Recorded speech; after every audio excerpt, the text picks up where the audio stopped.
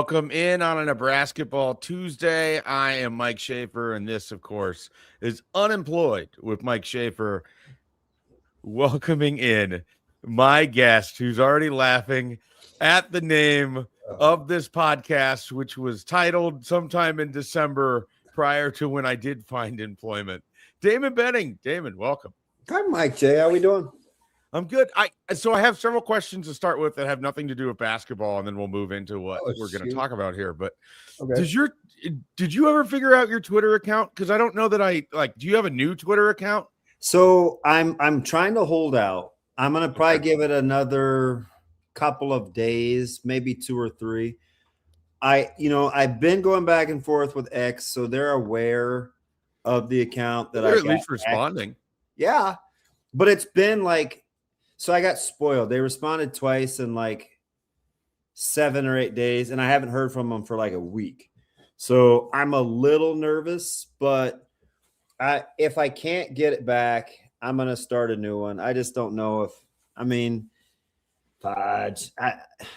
get it. 60K. I was proud of that, but I don't know. I don't think I'll ever get back there again. But I may have to start another one because people may like this, but nobody gets to hear from me. So I don't say much. I miss it. I feel like there's multiple times I would have said something in the last month plus that you would have commented on, or you would have said something that I would have commented on, and we lose our interaction that way. So I hope that we get it figured out here. But I was thinking about it when I was tweeting out the show, and I was like, do I tag Damon? No, I don't think that's his account anymore. I'm not sure. We're gonna leave it at this. And then here's the other thing. Just in the last 24 hours, the same thing has happened to Luke Gifford. He It started with a crypto tweet, and now I just got the podcast hosting awards message, and so you know, I'd say it is. It got Matt Coatney. It's probably got about 10 or 12 guys in our sphere of influence. So do you think this or the illness that's besieging Nebraska's basketball team is getting around more? Well, I don't know, man. I was listening to our mutual friend, your morning show co-host. He said anybody that falls for these Twitter hacks has to be the biggest idiot on the planet. So that doesn't sound like Connor Happer. I felt like he was indirectly talking to and about me. So Nebraska's far smarter than that. So I'll go with me. Suffering from today, he asked if they weren't washing their hands and if that was the only thing preventing them from picking up airborne illnesses or anything else. So, oh shoot, yeah, it's all me. Yeah. So that's just Connor in general. We definitely would have talked about Quasi. So I missed that interaction. I missed a lot. I can't believe I didn't text you that. I can't believe I didn't FaceTime you or something with that. Just letting you know. The tears of joy coming down my face. Someone, having just gone through it myself, you'd think I'd be a lot more empathetic about people losing their jobs. But when it came to that guy, I'm over here thinking about throwing a party. I thought about inviting him on the podcast. I just remember one conversation we were having, and I was talking about your first round picks or something, and you go, "Have you seen 2 through 7? The guy's horrible." Oh man. Okay, so I invited Damon on because I'm rolling through Nebraska media members that are covering this basketball team, and I invited Damon on, and I think that might catch people by surprise. Not that he isn't a Nebraska media member, but I don't think people understand how much you care about college basketball, and then secondly, how much college basketball you consume. I can't remember the exact game, but I was filling in one time on, it's sitting in the chair that I currently now occupy, but as a fill-in. And I was coming into the station, and you were already there, and you were all set up with your laptop and everything. And I asked you how your night was, and you start telling me about this game, and then you're all into it, and I can't remember what the contest was. And then you turn to me, and you're like, "So did you watch it?" And I was like, "Well, no." And you just sort of looked at me. And you're like, we're going to talk about sports on this show, right? We might even talk about that game. You might have wanted to watch the game so we could talk about the game. Did you consider this? And I just kind of sat there after feeling like I'd been dressed down a little bit, like, damn. It was one of three teams. It was either San Francisco, Gonzaga, or it might have been St. Mary's. It was a late game because it was one of those where it's like, first of all, I'm getting up at like 4:30 to get over here from Lincoln to do this show. Yeah. Second of all, you go to bed at 2 and then wake up for the show at like 5. So I mean, we just had different lifestyles at that point. But I absolutely love college basketball. So it is it dominates a lot of kind of what I do in the mornings now lately, and that's okay because I love X's and O's. I like coaching. You know, I'm a big press conference guy, and I'm just fascinated by the intricacies. And I think, Mike J, most of it started with if you go back to the sports that I followed, Steelers were first, Carolina was second, Nebraska third, Lakers fourth, Dodgers right after that. But you're talking between 79 and 81. When did the Penguins come in last? So the Pens were early 80s because I think most of it started with when Lemieux got drafted. I liked the Pens because I was looking for somebody that was close to the Steelers. And I knew that this is a dumb thing, but the only reason I don't like the Pittsburgh Pirates is because my dad was a big, We Are Family, Sister Sledge, Bill Madlock. Like, I didn't like those guys. Dave Parker. I didn't like pinstripes. I didn't like the hats. So that's really the only reason that I didn't get that I'm not all in. It was 270s for you. That's what I'm hearing here. Yeah, and I was probably back then, I didn't like what everybody else was probably gonna like. And I get it, right? The Steelers. But in my household, my dad used to scout for the Cowboys, so it was easy for me to naturally like the Steelers. Ken Stabler had a ton of commercials. The Raiders were kind of a sexy thing. And I don't know. I just gravitated towards the Steelers. Carolina was easy.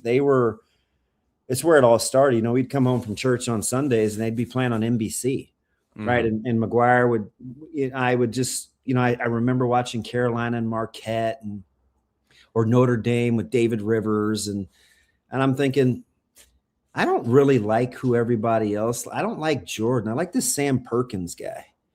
And he was probably the first player other than Jack Lambert that I really, really followed.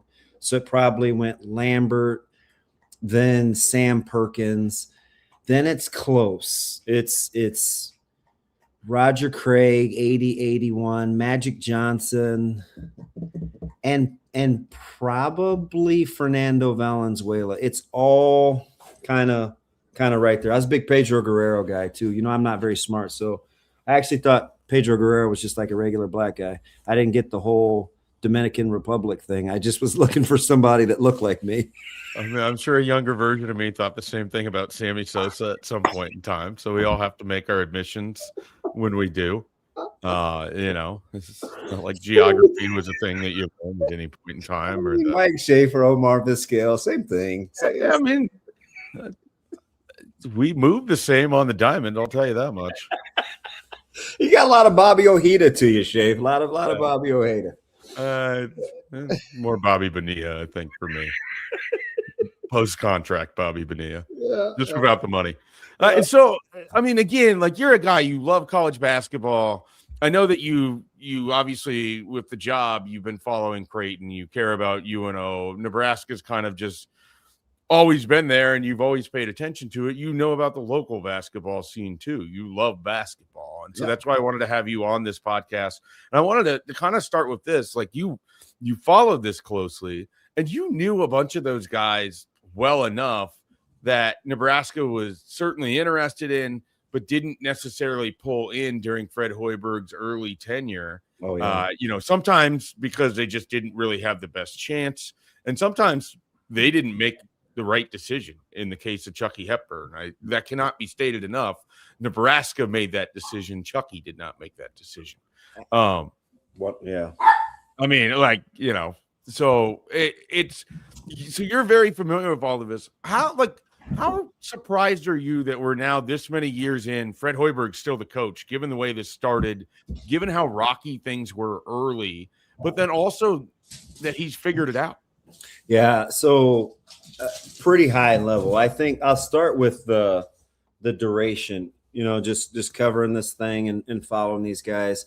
I think it was razor thin in terms of should he stay or should he go? And I think to sit down with Trev and the willingness to make some decisions about guys like Abdel Massey and kind of his staff, and then recasting the vision. He's an easy guy to sit and listen to. By he, I mean Coach Hoiberg. He's kind of an easy guy to sit and listen to when he lays out the plan. But it took some belief too. And I know, listen, Mike J, there's a lot of people, that I talk to and that were out on Coach Hoiberg. One's a really good friend. He's got a hunting resort out there in the Midwest, just west of us, and couple of 100 acres that he hunts on. Huge basketball guy. And he's just like, look, man, you got to give it up. Like, I don't know what your thing is with Hoiberg. I get it. You guys probably get along well. He's a good guy, but this just isn't it for basketball.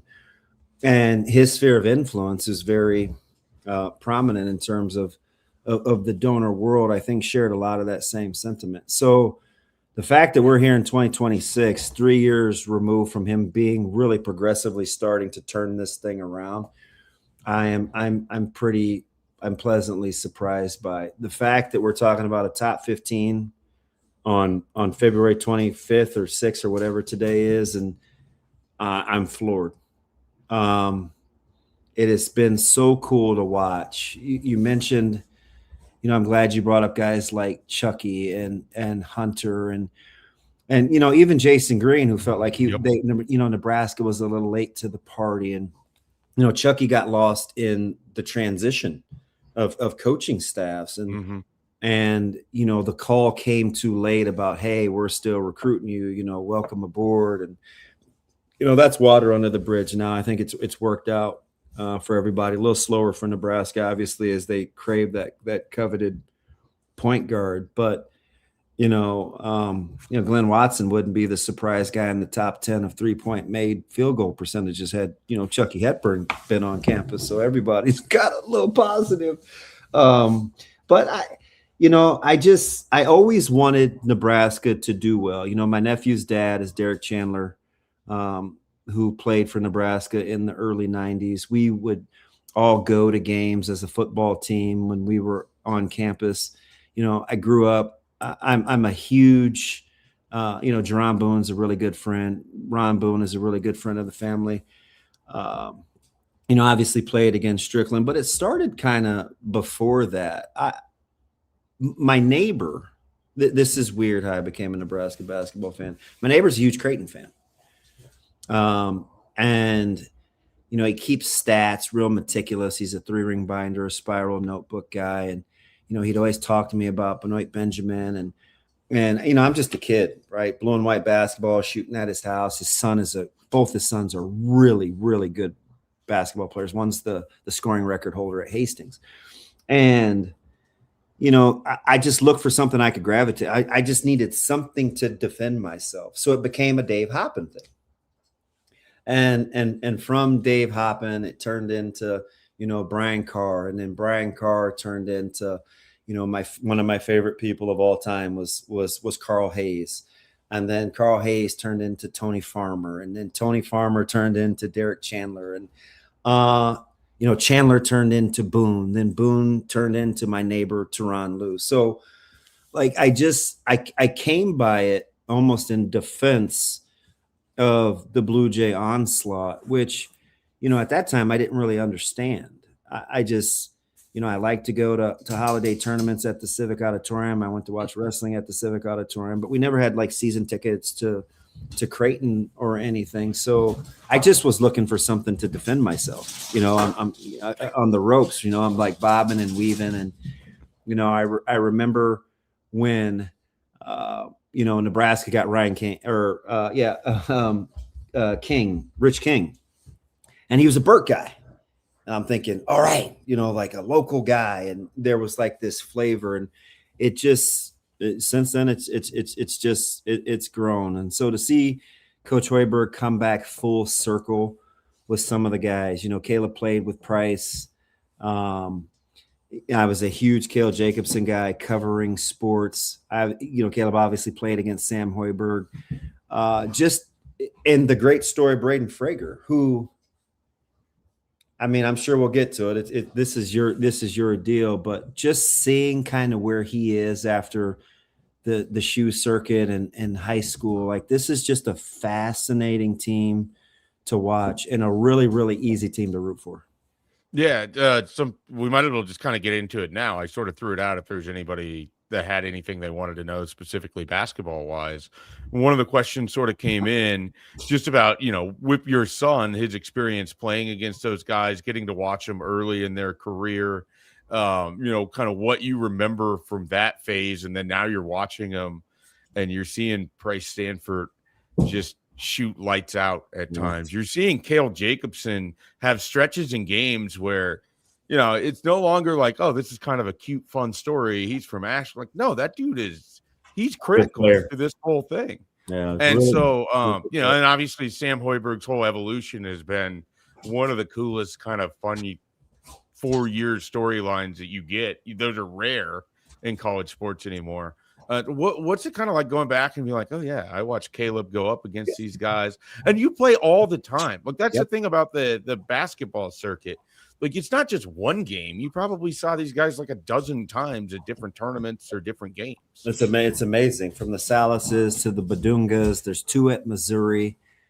He's got one guy that played at Indiana Elite that Creighton was in on. That's now playing football. He played against. He transferred to Buffalo. After not getting a good deal at Wisconsin. Combo guy, football, basketball. Ty Davis, who, they beat by 40. It was so cool to watch the last 5 or 6 years. And you look at a guy, Josh Dix gave them fits. He was playing with Lincoln Supreme and, there was this ETG and there was kind of this rivalry and dynamic. And, I would watch Dix, and I remember the Prize get their junior year when they kind of made this run, the ETG, the 17s, was they got Price Sanford.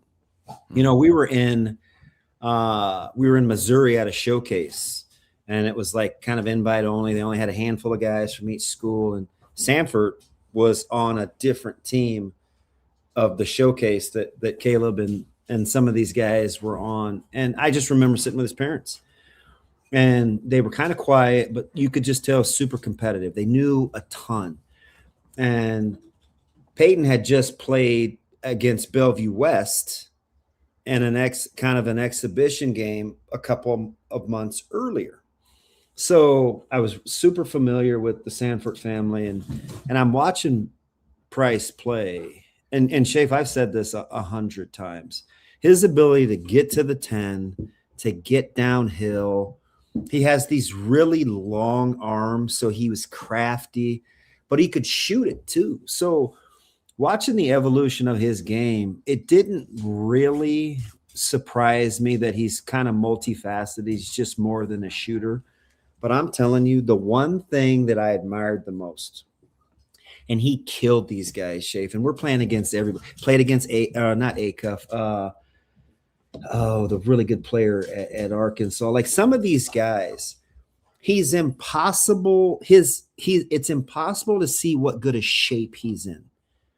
He is an elite level fitness guy. And people throw around elite all the time. I'm telling you, Price, to chase that guy and to watch him get open and his basketball IQ while he's getting open in these offenses, he's a miserable guy to cover. So you'd see him go off in these games, and it's like, how? And people just, it's not that you couldn't stay in front of him, you just couldn't stay with him. Right. And it's just fun, covering. It's still true. I mean, it's still true. I was talking to Nick this morning, and he said there was a stat tracker on Bennett Sturts and the defenders in the Iowa game covering Price Sanford. They ran 5.9 miles. It was over 3,000 baseline to baselines just during that Iowa game. And I chuckled. I'm like, I'm probably the least surprised person ever. Just the constant motion and movement. And, I looked at, there was a play about a month ago, Schaefer. I think it might have been Illinois. And I'll get to Cale Jacobson here, where Cale was kind of dribbling on the wing and he came under the hoop and he kind of stepped back and he hit a little floater in the mid lane. And I was thinking to myself, Mike J, I was like, oh my God. I was like, if Cale is confident on offense, this is going to really spark Nebraska. Because at that time, I'm just looking for an 8th guy or a 7th guy to contribute. And when he had the confidence to shoot that thing, I'm like, you guys, Cale's a winner. You know how many games that he won in high school? I remember watching Ashland Greenwood against Platteview, and it was him and Milliken, and they were going back and forth. And it was one of the, I think maybe only 2 losses that Cale had that year that they won state. But just watching the high level of competitiveness. And you know me, that's my number one quality, right? Like just your competitive stamina. How long are you willing to play hard? And it's just so fun to watch. And Hoiberg was a no-brainer. We've been playing against Sam on a multitude of levels. I first met Coach Hoiberg in Chicago at a select tournament, and we still have pictures where he's with Caleb. Caleb's probably 5th or 6th grade. That's incredible. He's got the twins with him. And so we run over and we get this picture, and he takes this picture with Caleb. And I was in Chicago before Caleb even got to middle school. So Sam and Charlie have been like that a long, long time. And they had some legendary wars at Pius. So it just continued to overlap. Yeah, that's just so remarkable. Someone asked specifically about Will Cooper. Did you? We played with Will. Yeah. Yeah. I'm a huge. So I call him Will the Thrill. We travel together at that age. So between 17 U's and 14s, Will Cooper was the best shooter that I had seen. We played in Birmingham, we played at Fayetteville, we played against guys and Badunga's not a shooter. I'm just giving you the Kyan Evans, who's playing at Carolina. Will Cooper was arguably the best spot up shooter that I had seen in that stretch. He got away from us one year and then came back. It's okay, shame on him. But he's just a guy that is really unassuming. A fantastic shooter, not an elite level or great athlete, but super high basketball acumen. I was actually happy when Nebraska got him out of the portal. I thought developmentally, he's a guy that can help Nebraska. Again, a tremendous shooter. I don't know if you can facilitate offense through him. He's a wing. It's kind of how Creighton uses Trout, right? And I know I get it. Trout's been a little underwhelming from that standpoint, from a consistency standpoint, but that's kind of how I could see a guy like Will Cooper being used. But fantastic shooter, easily the best shooter that was on that team, and that was a team that I think that summer won 40 games and beat some real. I mean, they beat Ty Davis's team down in Bama by like 40. So just an elite level shooter for Will Cooper.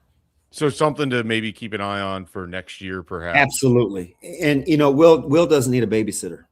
He's going to go to work. He likes being in the gym. He doesn't say much. I think he wakes up with a word quota, but I think the world of world. And I'm telling you, Schaefer, the guy can shoot. He can flat out shoot that thing. Can you imagine if you and I had a word quota? Oh, no. By 7 a.m., we're just out of words. Yeah. We'd have no chance. I'm going to use that to tell people this podcast is probably going long today, just so you know. I'm here for you. We haven't man. even gotten to topic number 1. I was floored that you asked me. I love talking to you. Oh, it was a no-brainer. I had a list of people when I put this whole concept together in my head. I had a list of people and no one has said no so far. I'm still, Seamus, if you're listening, you can get back to me. I've still got a request out to you. It's not who anyone thinks that it would be. Yeah. We'll put it that way. I think that would be a fun podcast if we can make that happen. It might have to wait until after the season. We shall see. But there's definitely a list of people I wanted to talk Nebraska basketball with, and you were certainly one of them. I'm going to go right to the blind rankings before we go back into the team stuff, because this it kind of works well with it. So here is the blind rankings topic, and you're going to love this. This today, you are going to rank former Nebraska football players based on their basketball ability. Oh, these are guys that played football at Nebraska, but this is based on their basketball ability. So these are all former players. And a caveat here, these are all former in-state players. So nobody that came from elsewhere. These are all Nebraska guys. No Cheatums, no Warfields. Nope. Okay. In large part because I would have no way of being able to verify any of it. No Eric Alfords. Was it Javario Burks that people would talk about his ability to throw down dunks? Yeah. I think unquestionably the best hooper of all time that played football is Eric Warfield.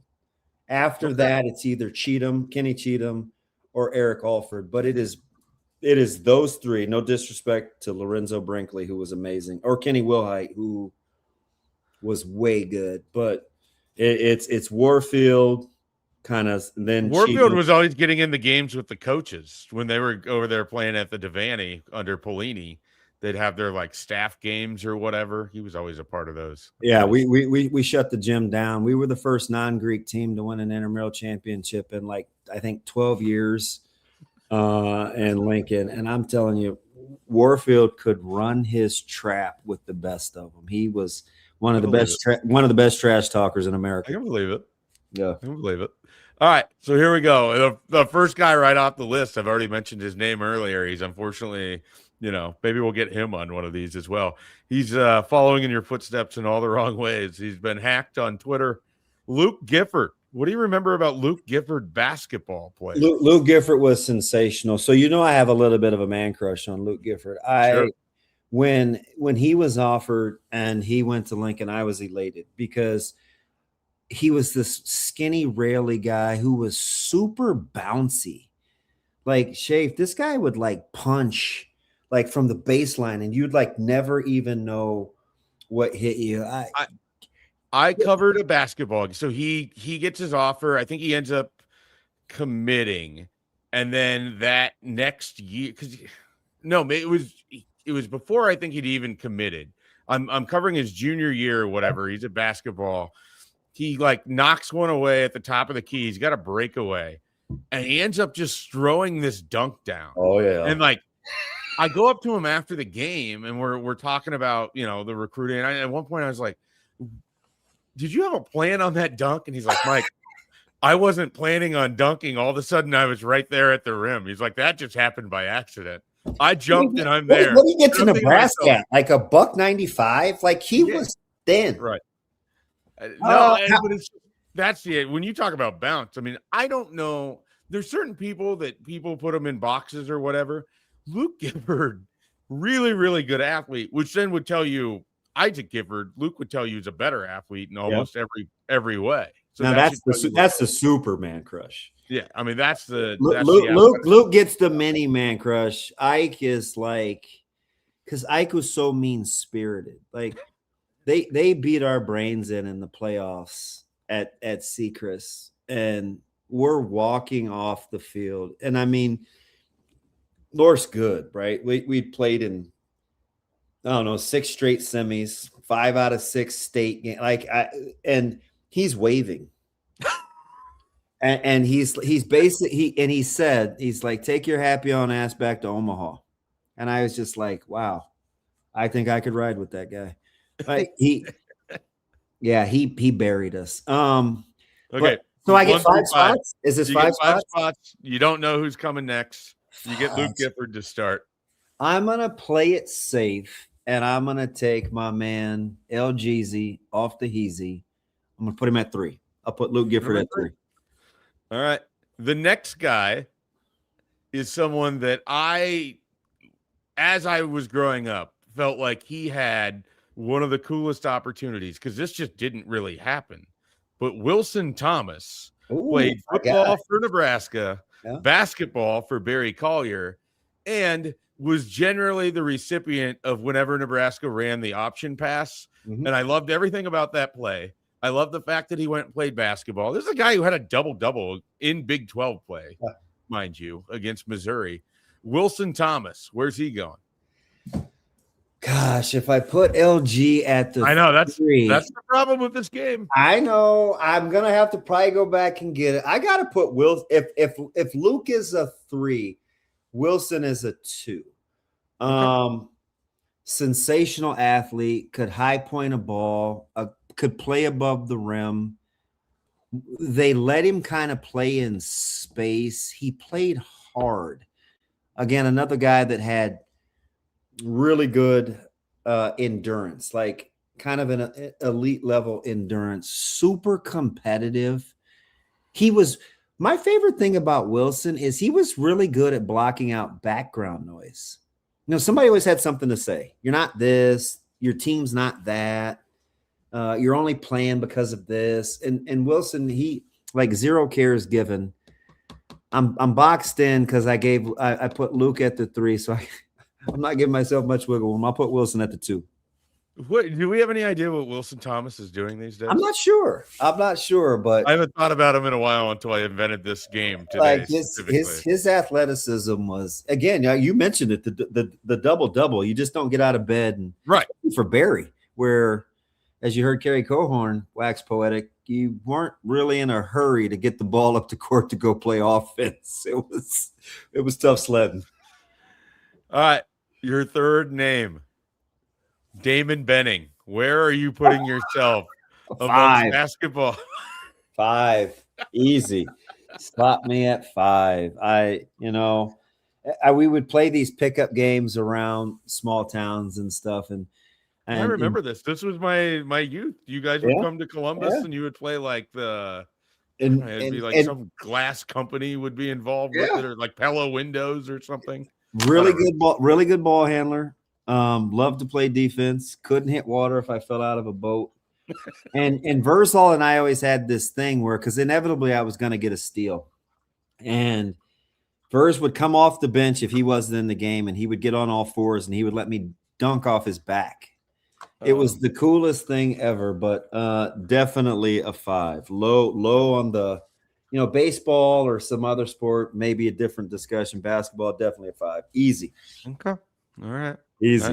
I figured that would happen. I also knew if I threw Caleb in there, everything would just go to whack. I didn't want to put you in Listen, that spot. I watched them hoop the other day. Like, he's still pretty good.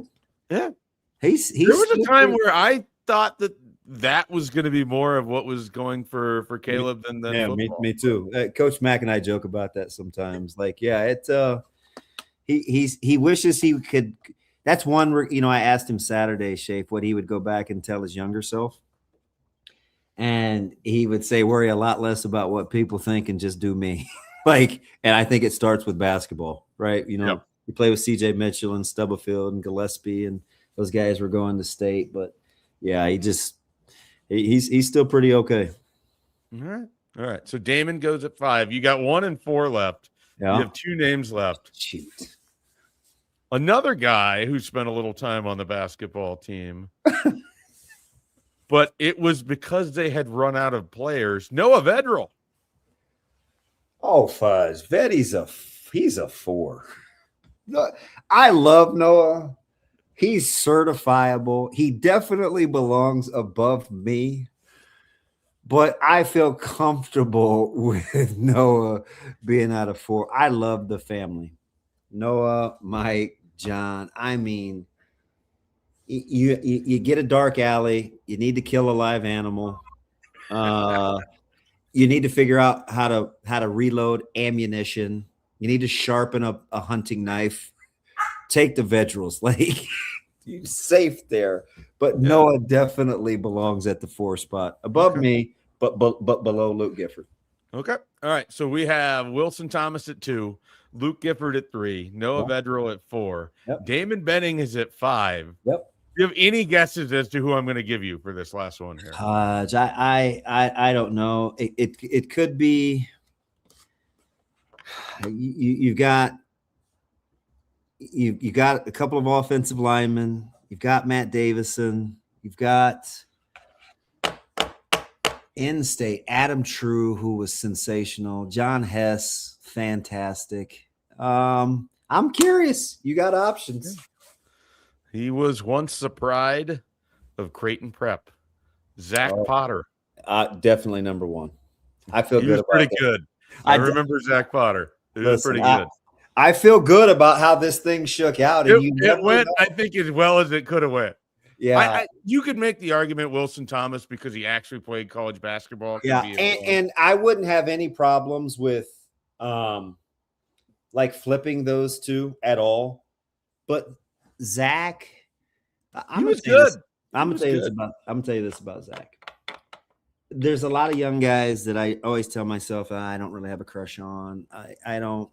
Zach Potter is one of these guys, Schaefer, that I have a weird affinity for. His dad and grandpa were always really, really good to me, big fans, and I loved watching Zach play. Zach turned out, not only is it on the other side of the ball, so I was wrong there. He's so much better of a football player than I thought when I was watching him in high school. It's not even funny. Like, there's miss evals, and then there's what I thought about Potter. Like, Potter was this gifted basketball player. He could run like a gazelle, super good looking. He could use both hands. Like, he's just like this gifted guy. And I watched him play football, and I was like, I don't know if he's explosive enough to be a defensive end. Like, he's got really good long levers. And I wondered if he was mean enough because he's so good natured. He's like, not mean. I mean, having known him a little bit, like I just like talking to him. Like, he'll give me hugs. He's always, sharp dressed. He loves being. Have you ever seen him in a bad mood? No. Like, so I struggled to see him playing defensive end, and then, to see how it turned out, and him being a tight end in the league and kind of doing what he was doing, and despite flying under the radar, I'm way cool with ZP at one. I love Wilson. I'll give him a hug later, give him a kiss on the forehead, but I don't have any qualms with putting Potter at one. Okay. See, it wasn't that you were a little worried. It wasn't. It was tough, but it worked out. I'm glad it worked out. You gave me two, like Vedral and me, like that's 4 or 5, like right away. Like that's easy. That's easy. Well, I mean, he did moonlight for the basketball team, and you give me a guy like Adam True or somebody like that, it'd have been tough. True was a great high school basketball player. I mean, the next assignment for you would be then to slot it out by position, but you don't have to use in-state. Just use whoever you want. I want to hear more about this.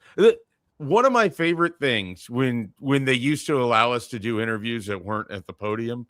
When we could just talk to him and not, So what was that like? Would you just go grab a guy?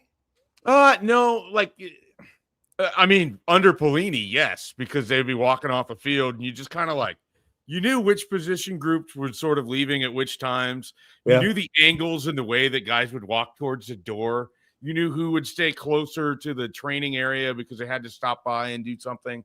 So you learned all of that. And so you knew sort of like who you were going to go try to talk to when that was a thing. But where this was more, I guess, kind of easier to discuss is on the Monday press conferences. They would just bring up like 15 guys and only 5 of them would be up front and the other 10 would be out in the hallway. And so you'd have these times to have these non-serious conversations. And I loved asking people about who the best basketball players were, usually trying to get it in earshot of one of their teammates because it would just turn into like bickering, nonstop bickering about if it was a defensive guy who praised a defensive guy, or God help him if it was a defensive guy who said an offensive guy was one of the best players. And then it becomes this whole thing. Or, I'm trying to think of the Nebraska wide receiver that was steadfast in his belief that he was the best basketball player on the team. What year? This would have been This would have been Riley era, I'm pretty sure. So 2017-ish? But it might have been a guy who was recruited by Rich Fisher and Pelini, and then just kind of was there under Keith Williams. I can't remember. It wasn't Westerkamp because he's not really the sort of gloating type, if you would. Tyjon Lindsey fancied himself as kind of a hoop. Yeah. Was it a local guy? I don't think so. Listen, I'm fascinated because those guys ran their mouth all. Was Quincy Nunla a pretty good basketball player? Yeah. There was like Stanley. McQuitty was a good hooper. Stanley Morgan. Stanley Morgan was a good Stanley hooper. Morgan.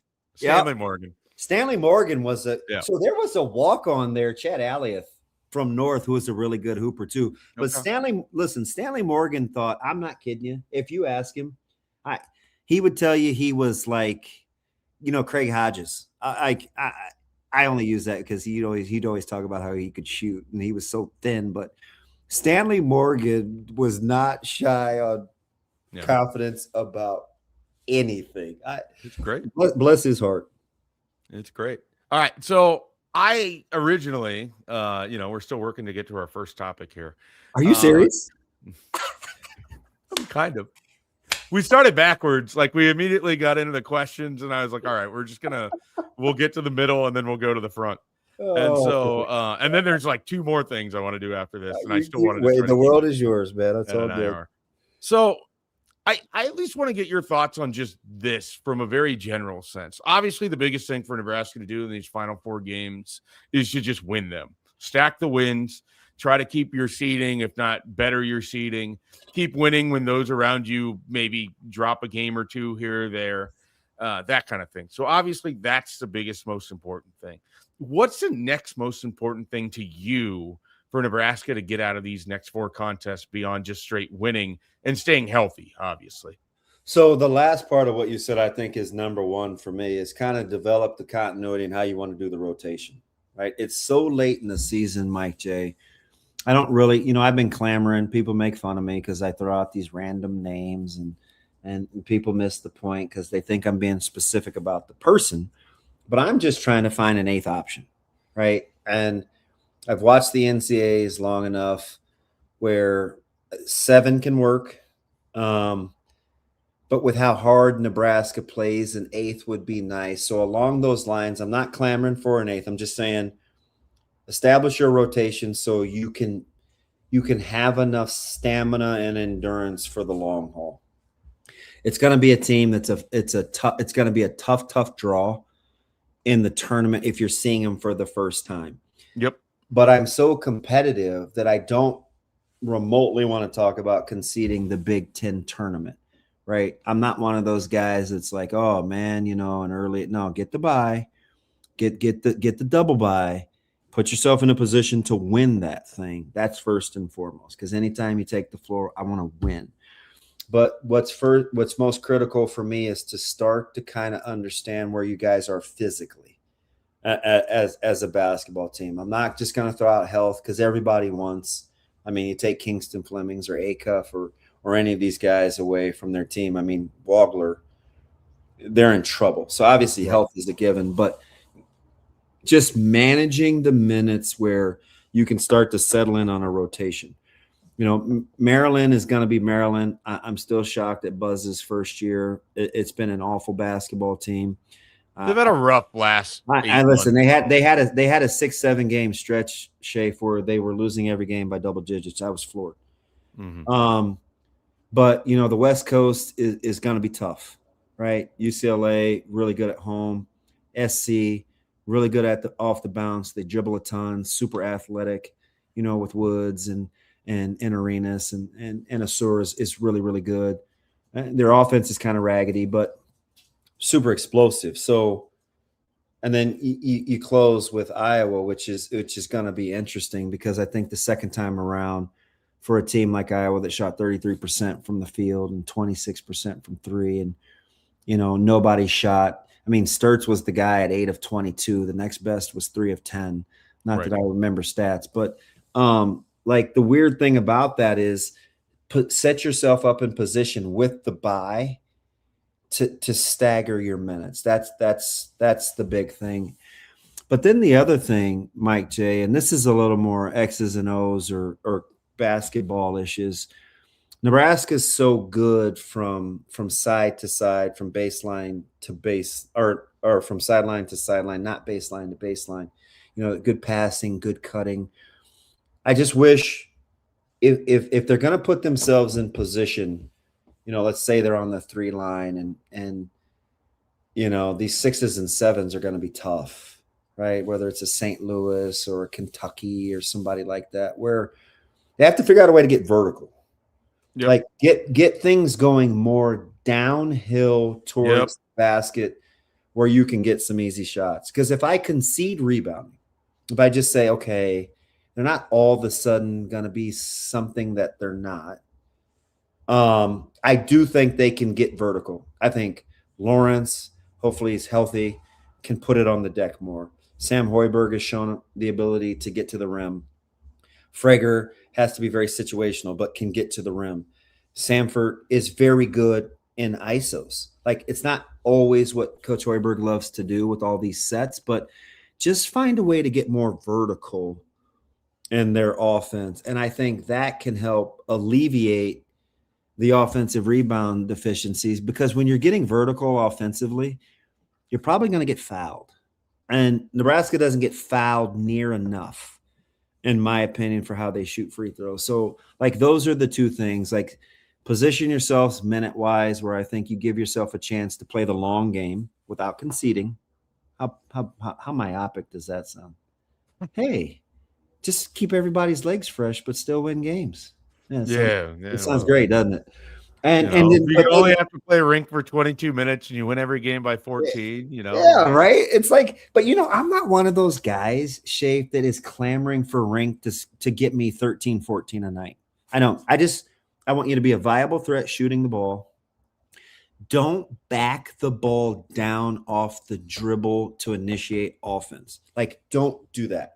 Like, the back to the basket, dribble, back down. Don't do that.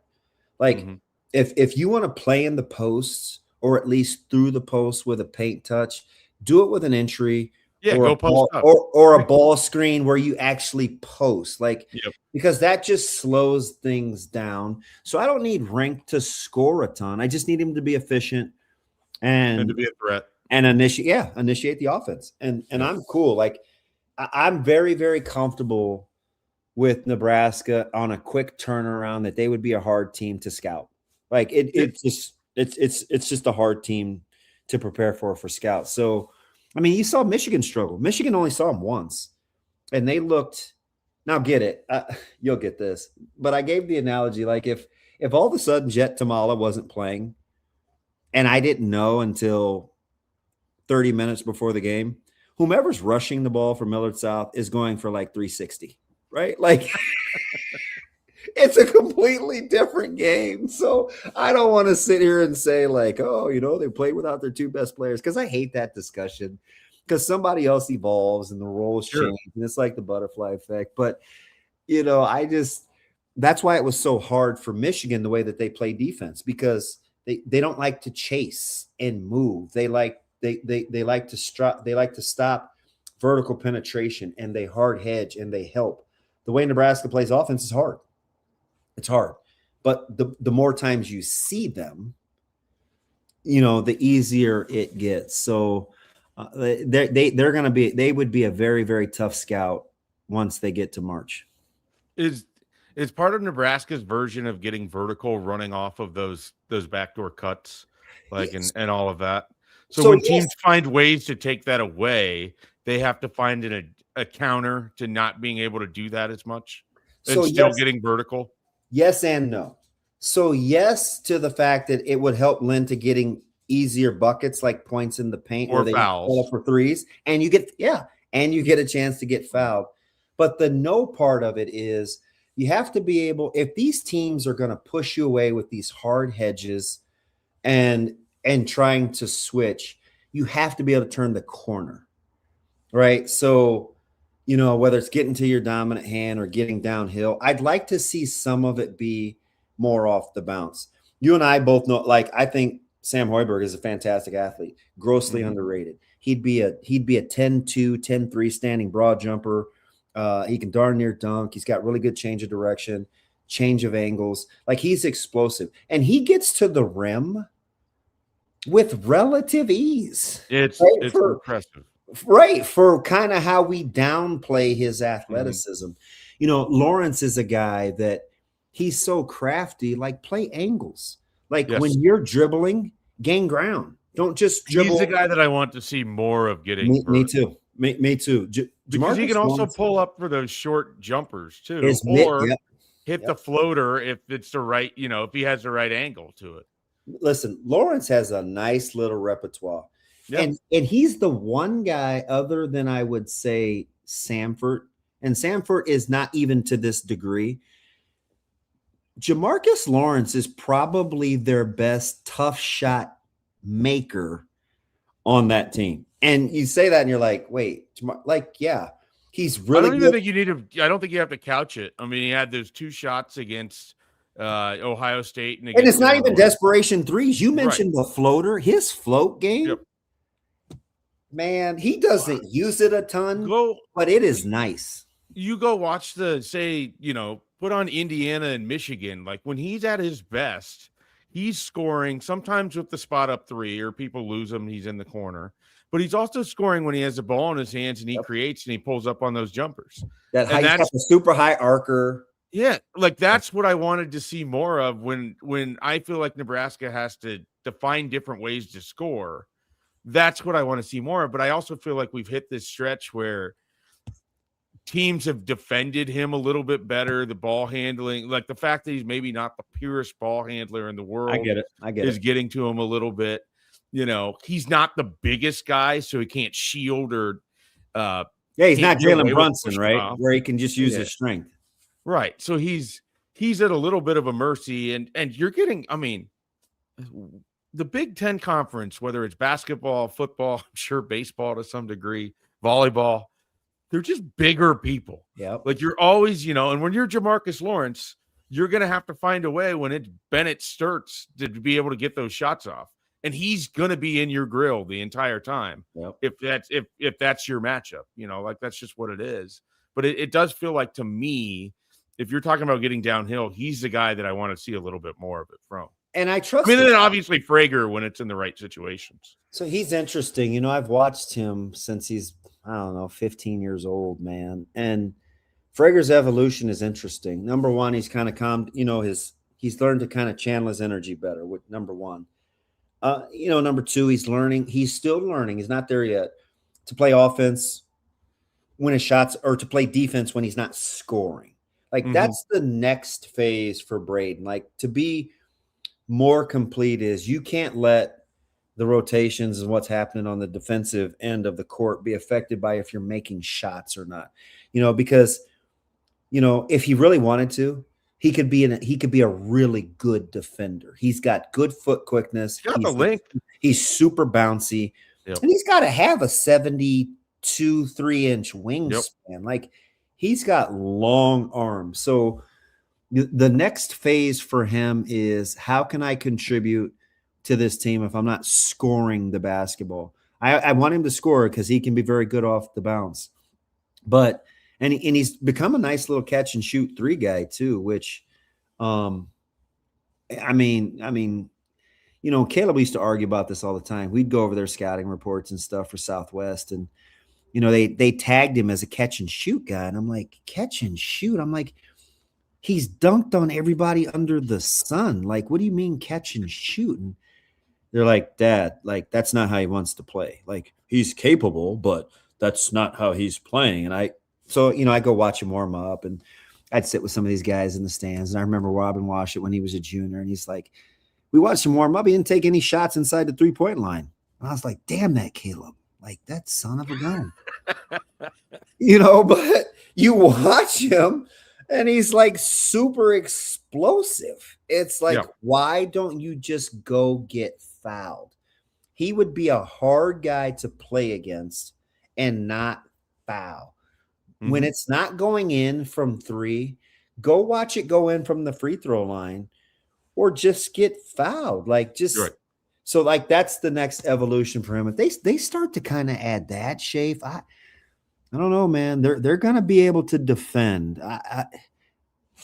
It gets interesting. They start getting vertical with their offense. Yeah. The thing with Prager, and I'm curious if you saw this on Saturday too, I thought his second half where he played really well was a product of the first half where even though things maybe the shots weren't falling early, he was going and getting those rebounds. He was getting himself in the game in different ways. He was a lot more aggressive on the offensive rebound front. It felt like he was just he was willing himself into a game if he wasn't having the offensive game that was going to keep him in it. Yeah. Does that make sense? Listen, that is so spot on. It's not even funny. And just imagine how Nebraska's offensive efficiency is elevated if in fact they clean up the offensive rebounding. Like it changes what they do dramatically with their ORTG rating. And because and a lot of it is just willingness. And I think for him, Prager is a perfect example of why I don't always buy into plus minus, but it does give me a good benchmark, because with some of their rotations and how they ask him to play, especially when he's on the floor with Buchton jail, his ability to rotate is critical. Like he has to be plugged in and connected. And when he's not, there's this great void. Like we saw Iowa milk shot clocks just until Bennett got the matchup that he wanted with Prager, right? And so Frager's not going to be a guy that's ever going to probably have a great plus minus because he's going to give up some things on the defensive end, but it's offset a ton if he's doing what you're talking about, which is either attacking the glass or rebounding the basketball, because he's got elite level second jump. Yep. He's very pogo sticky. So it's not the first time he gets off the floor, it's the second time he gets off the floor. And with his length, he could be a great rebounder. It just has to be something that he commits himself to. But you're spot on, man. That's absolutely a way he could help this team. Yep.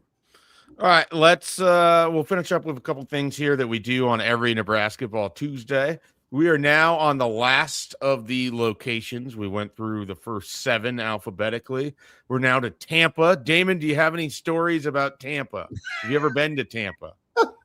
Yes, I have been to Tampa. I played a preseason game in Tampa. There we go. And listen, Schaefer, so I'm an undrafted rookie free agent, and all everybody's talking about is adult gentlemen's clubs, right? And here I am. I got a fat kid number. I'm not very good yet. I'm not getting to do anything I want to do. They got me on like the front wall of kickoff return because they had Michael Bates and Ishmael. So obviously I'm not winning that job. I'm like, but guys, I returned these in college. I'm pretty good. They're like, Michael Bates. No, that's a name. Yeah, they're like, yeah, you go next to Sam Mills up here on this front wall. See if you can turn and run. And Ray Caruth is like going to Homer's in Circuit City and buying like 60 CDs, and I'm like counting pennies to see if I can get an adapter because my AV jacks don't fit the TV in my room, right? I'm like, okay, one's yellow, one's red. So we're talking about going to these gentlemen clubs. And so good way to save your pennies, by the way. So of course, and my roommate was Mike Minner in training camp, and Ment was super pious back then. He was just like, he's like, man, DB, he had that Lawton draw. He's like, man, DB, like I'm just telling you, man, like don't be a fool. Like you don't have to prove yourself to them fellas. And I was like, man, I I'm not going. Like I'm just not going. And these guys come back, they're telling these stories. And Wesley Walls and those guys back then weren't playing in those preseason games, but they come back and tell these stories. And Schaefer, the numbers these guys were talking about for money. And I'm relatively new to this, right? Like this isn't the night before in Lincoln, and it's not my thing, right? So these numbers have commas in them. So I'm looking around and Fred Lane, who was an undrafted free agent, is like, he was from Tennessee, like Murfreesboro or somewhere like that. And he's like, man, why he had this big scar on his forehead. He's allegedly he got hit with a cash register, but the whole Fred Lane Carolina story is amazing. And he's like, man, he's like, you got that goofy look on you. You got that corn-fed look on your face. And he kept calling me corn-fed because I was from Nebraska. And he's from Tennessee. Yeah, and he was as country as all get out, right? Like, yeah. Super country. And I was like, well, in typical nerdy, dumb, stupid DB thinking out loud fashion, I'm like, well, what do you get with all that money? Like, and I mean, the look that these guys looked at me, Schaefer, I went from 5'11". See, there you go. Like, we're supposed to be in the tree of trust. I go from like all that money. I go from like 5'11 3/4 to like 5'1 1/2. I'm like, yeah, this just might not be for me. So I guess the gentleman's club scene down in Tampa. Apparently Tampa is like, that's what it's about. But just know I saved my little $17 in my meal money. I'll be honest, I don't think Nebraska's got much of a chance of playing in Tampa. I hope not, right? I still see them sitting on the 3 line. I need Kansas to wet the bed last night. I needed them to wet the bed last night. Schaefer, I've been cheering against – you talk about how much college basketball I watch. Like, I'm cheering against Kentucky or not Kentucky. I'm cheering against Arkansas. I've been cheering against Texas Tech. I'm cheering against Kansas. I'm cheering against Tennessee. Like, these teams that I watch night in, night out, I'm like, please, sweet baby Jesus, lose. Like, just stay on the 3 line, get you a nice, good second round matchup, and let's go do work. I'm with you though. I don't think they see Tampa at all. Well, if they happen to see Tampa, they'll be playing at the home of the Lightning, which all they do there is basically win. The house that Brendan Shanahan built as an exec there. There's Water Street or the downtown footprint. The arena's right over by this. A lot of hotels, bars, restaurants. Apparently, the Ray J is all the rage.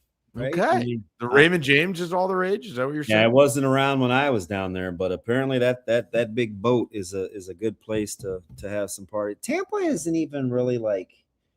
First of all, directionally, it's in a screwed up spot, but I don't get the whole. Well, are any of the things directionally correct in Tampa? Like South Florida? I've never been to Tampa. Central Florida isn't Central Florida. Like, no, the whole state is kind of weird. South Florida plays in Tampa, I'm pretty sure. Yeah, it's kind of weird directionally. I'm out on Tampa. I'd be out on the Ray J, and I'm. What was the club? It was something Venus. Do you think it's still there? I don't know. I just remember them call. And I played with Scott Green. Like, Scott Green was, you can look at the roster. Scott Green was a fullback in Carolina. Scott Green, I played against in Michigan State the year before. I was like, we beat your brains in. What are you calling me corn-fed for? You're calling me corn-fed because he's calling me corn-fed. But East Lansing, last time I checked, isn't like Chicago North. Like, let's relax on the corn-fed stuff. It's alleged. It's still there. It's Mons Venus, world famous. Yeah, that's it. That's it. See, I knew it was something. I knew it was something. First time in show history that we've gone down the gentleman's club path. Listen, you asked me for a funny story. That's the one I could remember. That's it. That's it. All right. So if Nebraska plays in Tampa, it is going to be an expensive flight. They're already over $600 at this point in time. What? If you were to go down there for a Wednesday to Sunday, I'm sure you can manipulate those dates to help out a little bit. I believe Tampa is a Friday, Sunday for the NCAA tournament. So you would be playing on day 2 and day 4. Where are you hoping they go? Me personally, yeah, I've been driving the Oklahoma City bandwagon since basically, and it's multifaceted. There's the element that you can save a little bit of money in that regard. There's the fact that Nebraska has history in Oklahoma City. Yeah. And then there's this. I think it's the spot. St. Louis would be the other one. But it's a spot where you'd have the largest collection of Nebraska fans on hand to witness, them doing this for the first time. I didn't get to go. in Memphis a couple years ago because Hudson selfishly had to be born in February and nobody wanted to watch a 6-week-old while I went to watch basketball. So I wasn't able to be there. Come on, Huddy. Yeah, I know. Talk about poor timing. People were talking about JJ McCarthy's kid. What about mine? Wait, are you guys going to move off a rookie contract? I don't know what they're going to do. They don't have a GM anymore. They don't know what they're going to do. That would be amazing if you moved off a 1.5-year guy on a rookie contract. Depends on what they could get for him. Maybe a 6th-rounder at this point with how he's playing. Do you want him in Pittsburgh? If you found out tomorrow that JJ McCarthy was going to be the quarterback in Pittsburgh, how would you react? I would be cheering for a McCarthy, but it would be Mike. All right. Anything's better than Ty Simpson. Don't give me Ty Simpson. Okay. Right. Let's get this back. We'll get this back to basketball here. I got one question for you, though. Yeah, go for it. So you're obviously not going to do it with me. What's left? Did you do Portland or Greenville? We've done them all. Yeah. So this is 8 out of 8. Tampa's the last alphabetically. So this is 8 out of 8. I ask everybody to rate Tampa. It sounds like you'd have it pretty low. So on a 1 through 10 scale. So I would go Tampa's ahead of Buffalo. Okay. So you're just going to rank them. I have Greenville and Buffalo behind Greenville. Difficulty to get to. Behind Greenville. Yeah, Greenville, because Greenville would have good food. Okay, that's fair. And are you going to go? What is that like? That's like the Bond. That's like the wellness center there at Greenville. And plus, if I get bored, I could go watch good golfers actually swing a club. I couldn't. Are you going to go? I don't know. Like, I think if they get to the second weekend, there's a 90% chance I'm going to be on the move. The 20th, though. So you're only going to show up if they're in Houston or Chicago. But here's the thing, though. I'm at West Point that like the 17th and 18th, maybe even the 19th. We're going to go get some tutelage as a staff from Army. So that is outstanding. Yeah, so we're going to West Point. I was going to make you clarify between if you were just hanging out in West Point, Nebraska, or if you were going out to West Point, the academy. I'm not a big hot dog guy, although I did do a youth clinic there. It's ahead of Port? Is Tampa ahead of Portland? So in my rankings, I have Tampa 5th, I think. Okay. Yeah, I think I have it. What's your top 4? My top 4 is effectively San Diego, Oklahoma City is 1, 2 in some order. And then I think I have Portland 3. I had this written down somewhere. Either St. Louis is 4 or Philadelphia is 4. I don't feel that strongly about it. I don't really want to go to St. Louis. That's well known on this show. Why San Diego? No, I've never been there. I could cross it off a list. That's overrated. Oh, wow. That is a take. Oh, overrated. I've been to Oceanside. I get it if you like, if you're a 70s, if you like, 69 through 89 in terms of your weather. But like, it's expensive. It's uppity. Uppity. I mean, kinda. I mean, listen, this might be the Dodger fan in me that hates Petco. Okay, that's fair. That's fair. I forgot about this aspect of it. Like, San Diego would be behind Portland. It'd be behind OKC. Okay. It'd be, Philly, I could eat like a champ, even though their infrastructure, whoever their civil engineer is in Philly, blows. Traveling in that city, much like Pittsburgh, is atrocious. Is it because it's on a small grid based on when it became a city at, the 1700s? I mean, good point, but why you got to bring up details? Like, Frank in the comments says Tampa in March blows away San Diego. I haven't been to Tampa either, and I haven't been to Philly. So I haven't been to Buffalo. So there's a chance that any of these locations that aren't Oklahoma City or St. Louis. Do you have Philly guy written all over you? Meat, potatoes, kind of curmudgeon-y. I would be excited for the cheesesteaks. I'll tell you that much. Like you don't like a ton of people. Like you have Philly written all over you. People. What are you talking about? Like you're gonna be with all the beautiful people in San Diego. I don't fit in with the beautiful people. I do agree there. Bless I your think heart. from a physical appearance standpoint, I probably fit in best in Buffalo, where I have enough hair covering my face for the cold wind that's going to be blasting you Dude, when you walk the outside. beard is sensational right now. I kind of like it. It needs to be trimmed back. It's too full. Oh, It's too okay, I full. guess. Well, I take that back. Trim Well, that. no, beard. I appreciate it. It's just it's to the point where eating food. I had soup the other day, and That's your own fault. Like who? I know. I understand. Who makes a conscious effort to pick soup? Well, I mean, it was just what was on the menu at the Schaefer household on Monday night. It's, Go Shelby. that's just what we had. It was good. It was good. The house enjoyed soup. But, Was it cream of or brothy? It was just tomato soup. It was a straight geez. tomato soup. And then this is gonna get worse for me. Tomato soup, and I had grilled cheese with it. No, grilled cheese is, for what it is, grilled cheese may be the most outstanding simple food on the planet. Well, it's not simple when you make it because you're gonna go get 7 types of cheese and four, not 7, 4. Good call. What a jerk. Have I told you this? Yeah, we've talked about this before. Oh, I was gonna say, how would you know? We're 70 minutes in, we're talking about grilled cheese. This is what the people came to listen to. This is amazing. Sorry. I'm so sorry. No, you don't need to apologize at all. This is great. Because of various reasons, we haven't had anything like this in a while. Yeah. I knew how things could possibly devolve. Yeah. I'm glad we made it to this point before talking about food. That's good for us. That derailed everything. Do you have any basketball dark horses? I have a couple. For the tournament? Yeah. I mean, it would have been Tech until Toppin. Do you like Virginia? Have you seen enough of Virginia? So I don't know what to do with Virginia because I don't think, and you would be a good person to ask on this, I don't think the ACC is particularly good, just like I don't think the Big East is good. So I'm already mentally discounting the best teams in those conferences, save for Duke.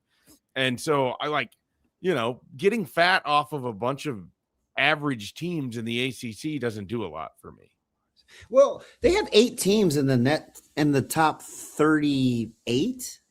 That's pretty good. Yeah.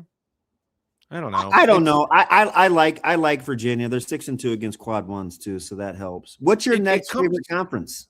Okay. So I mean, it's basically the Big 10, Big 12 are sort of at the top there. And then the Big 12 is so top heavy. Yeah, because I still think you still have those teams like Cincinnati that's lurking a little bit. I mean, Baylor's really died off, but they were UCF is the next best if you want my personal opinion. Right. UCF is better than Cincinnati. Well, I would agree with that, but Cincinnati's just playing better basketball right now and coming off of that, huge win. UCF needs to make sure that they get to the tournament so that way they can point at their own crown run as a catalyst. And then, we can discuss the crown as this launching point for college basketball. That's really what we need to be doing here. Where are you at with the SEC? Because I have a tough time with them too. I would put the ACC over the SEC. So I think they're very, very, very similar. So the ACC has higher ranked teams in the net. Like I think Florida is like 7, and then it goes all the way to Vanderbilt at like 17. And I don't believe in Vanderbilt. And I don't think Vanderbilt. I don't think Vanderbilt can win a title. When I say I don't believe in them, I don't think they're capable of getting to like the Elite 8 is what I mean. If Arkansas ever figured out a way to defend, I think they're the best team in the SEC. They're way good, but they give up so many stinking points. And that game against Alabama and the way that finished was just incredible. Did you get to watch the double overtime? Oh yeah. Like I'm a huge right still guy. So anytime Bama's on TV, like I'm watching Trelly, and they couldn't get the ball out of their hands fast enough. But Arkansas is better than Bama. I hate the way Bama plays. So that's just me. But I think ACC greater than SEC by a hair. Yeah, I would agree with that. Because I think there's only one team in the SEC that can win a title, and that's Florida. Right. And even though I think Arkansas maybe has the best collection of talent, they're not going to be consistent enough. Throughout. I want you to go watch my favorite name in all of college basketball, and it's Boopy Miller at SMU. And it's not because he shreds Carolina every time he plays him, but he's like the best old guy in college basketball. I think he's like, I don't even know if he's a super senior, but I think he's a senior. But anybody that goes by Boopy with their government name I'm a fan of, and he's really good, Schaefer. That's my That's DP. the first use of government name on the Unemployed podcast. You can't take me anywhere, Mike J. That's all right. We got one last thing to do here. On Tuesdays, the Joe Lenardi bracketology comes out. We take a look at it, and I have you give me the score for who Lenardi has Nebraska projected against. Today, he has Nebraska as a 3 seed in Oklahoma City against Navy. What is your score right now for that game? That game right now has 81-64 written all over it. This is a repeat. I think I used 81-68 the last time these teams played. I don't know why Navy's getting to 68. That feels a little high, but there's got to be, I guess, a little bit of drama for when Nebraska does this thing. Hey, so do you know one reason you got to go to OKC? I was just in Tulsa about a month ago. Never been to Tulsa. If you like Italian, which I don't, go to Teller's. Okay. But if you like just really good American cuisine, like kind of your palate, go to a place called Vast. VAST in Oklahoma City. Thank me later. I will do that. Especially with on your payroll, man. You can afford to take me too. So go to Vast. Certainly. We'll make that happen. If you show up in Oklahoma City, I'll treat you to something. I know one thing. If they're in Oklahoma City, you can book that I'll be there. All right. It's an easy drive. I've done it. I don't know. Maybe I'll get a ride because the network will cover it. So maybe Jess will take me. She'll drive because she's from there. So maybe we'll all just caravan like 5 deep and just take over OKC because I know Nebraska. I don't know why you wouldn't. If you can figure out a way to get out of West Point to go to this thing, if they're in West Point early. Listen, if they're in OKC, I'll see you there. Okay, that's a Thursday though. They're playing the 19th. I know. I listen. I may have to talk to Coach Lamonji. Be like, hey, this whole West Point thing, man. They're doing background checks. I can't get in. He'd be like, oh, okay. Is there anything I should know? Yeah, I'd rather go to OKC. It's not like there's any, recording or anything that anyone could. Well, and you know what? I know what I'm dealing with too. He would choke the living mess out of me once this gets back to him. So if you see me with any fingerprints around my throat, it's because you guys ran and told I'd rather be in OKC than West Point. Is there anything we didn't get to that you'd want to talk about on a basketball level here? Nope. But I have one baseball thing. Okay. All right. We can do some baseball. We're now an hour and nearly 80 minutes in. I am glad that you guys understand what deferred money is and paying people later on in their contract. That's all. I'm just excited the owners found money in their couch cushions that they can pay. Them. So cheap. He just wants to be paid as an old man. Like defer the monies. It's good. I'm glad he's staying in Cleveland, man. I cheered for you. He didn't want to go anywhere else. He's the only reason both of his contract extensions have happened is because. So are they going to pay him till he's like 60? Yeah, I think he's going to manage them. He's going to be a player manager at some point if anything were to happen to Stephen Vogt. So I was like C-shape. People can defer monies like they do in LA. We'd be paying guys in like 2091. You have to follow the trendsetters. I mean, he's still getting more than $2 million? Is that what Shohei gets to be the best player in baseball? Hey, did you see where he touched 101 in his bullpen session the other day? You don't want him touching 101. I don't even want him on the mound. See, I don't agree with that, but only because it robs us of watching what is one of the most amazing things every time it happens. They could Mushi into the 4 and let Ohtani just bump into the 5. Put Glasnow at 3. Which all-star are you projecting that they add at the deadline for a bag of beans? You're going to hate this, and I apologize ahead of time. Do you know I hate Timmy Trumpet? Diaz? I can't stand the song. Oh, okay. I didn't know if it was Diaz specific or just Diaz is fine. They got him at a good, relatively speaking. But I gotta listen, and I was like, oh shoot. At least they won't blow 29 saves like they did a year ago. Okay. That's it. Yeah, I mean, when the worst thing that happens to you in your baseball season is that it's a little bit rough in the last couple innings of a game, when you're on your way to your second straight title. And Schaefer, Alden Gonzalez is writing about how scrappy. We won a World Series bullpenning 2 games. Would you? I mean, I will say this. Come on. That was the fact that the Dodgers won those games defies all logic and everything that I ever understood about baseball, because the Blue Jays did pretty much everything they had to do and still could not figure out how to get the one more run to win that game. Yeah, a lot like Edmonton, a lot like the Maple Leafs, a lot like the Blue Jays. It's just a lot like the Canadian hockey team. They just like coming in second. This last comment here from Husker Hoop Central makes me think of something. Are there any I like that Twitter account. He's kind of he or she. They're kind of snarky. I like that account. Kind of. They're definitely snarky. I rock with. You don't have to couch it. Okay, so are there any tweets that you haven't been able to make that you'd like to say verbally right now? I mean, I know you have your own show to be able to do this, but I'm gonna pretend like this. We talk about all this other stuff, like we don't get to like hard hitting tweet takes. So, no. But if I do, can I send it to you and then you do it on my behalf? I'll let you. Yes, I will. We'll find a way that you can tweet through me. Yeah, and then we'll see how that goes. Well, I can always call or text, right? Yeah, absolutely. I mean, who were the first people I came to see at your studio when my Twitter broke? That it was us. And you laughed at me in the hallway. I was so hurt. You're like, this is the most thing ever.